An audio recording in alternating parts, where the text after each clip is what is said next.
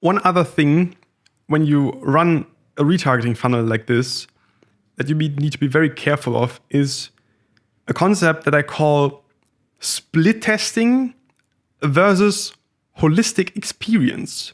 Because as you know, all these touch points need to work together. The whole thing, the whole funnel wouldn't work if you create 10, 20 touch points of only your social proof.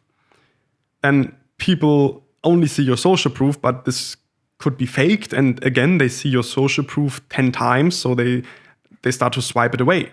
Or if they only see your logical arguments in your retargeting, then they've seen your logical arguments 10 times and they know them, but they don't know all the other stuff. They don't know your emotional stuff. So this is a holistic experience that works only if these touch points are delivered in the right way. Sometimes order is important, sometimes not. I usually don't structure these retargeting funnels in a way that the order is important. It's more about the right mix between all these different aspects and parts of your whole brand and of all the information. That all the information that is there gets put into different individual ads that create a holistic experience. And then there is split testing. Split testing, I wouldn't split test so much here in this case, because I know that these things work. I've read Influence by Cialdini, the famous book, where all these things that work together in this sales psychology strategy here, I know that these things work.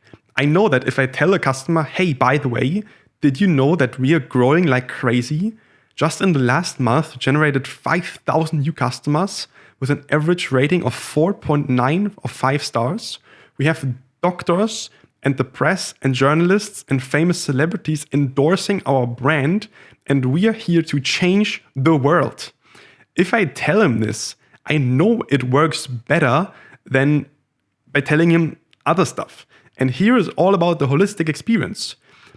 If you have different social proof, like you have 5 women talking about your product and then you have 5 men talking about your product, you could split test and figure out if a female person generally works better in your ads than a male.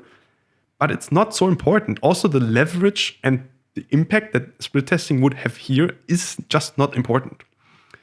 Where split testing is very important is at the beginning of this ad.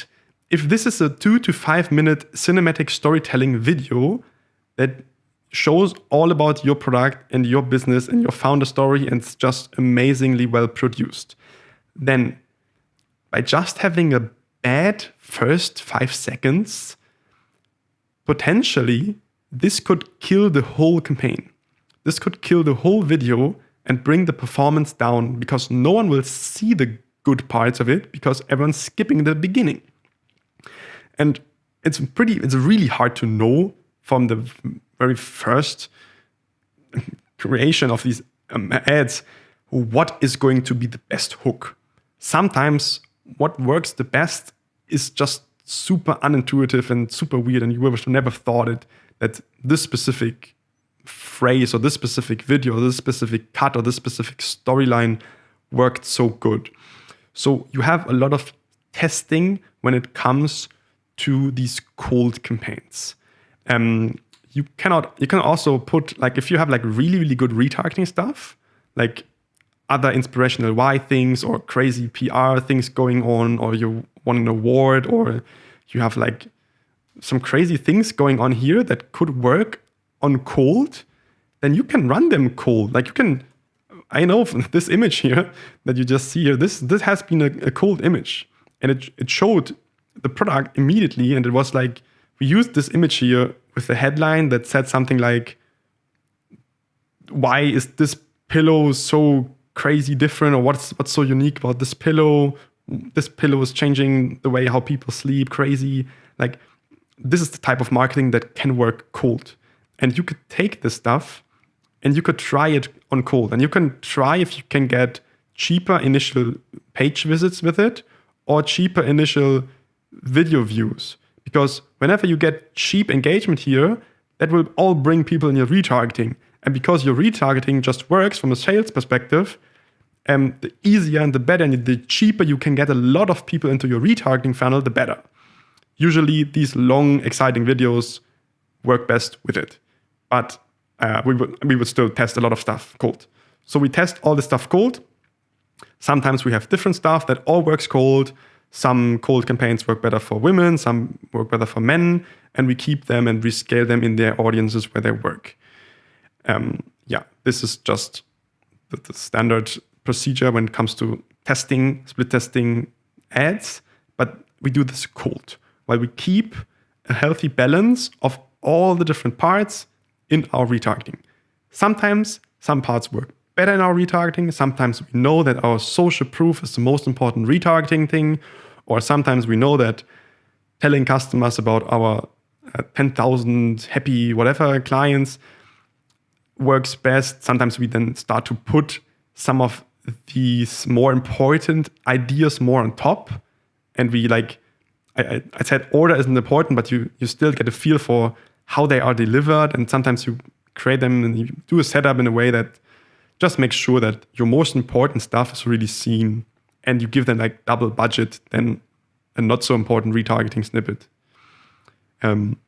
Sometimes, for example, we also had an ad that offered free customer support or free consultations, free phone calls to consult about the product and ask your questions about the product. And this is nothing that you wouldn't want to scale heavily in your retargeting if you don't have the infrastructure for it. And so, sometimes you just want to prioritize some retargeting snippets, but in the end, they all need to be created by the creative team, by the copywriter, design, video. And in the end, it's the performance marketer's job to really make sure that he gets the maximum potential and the maximum performance out of all these different retargeting things here.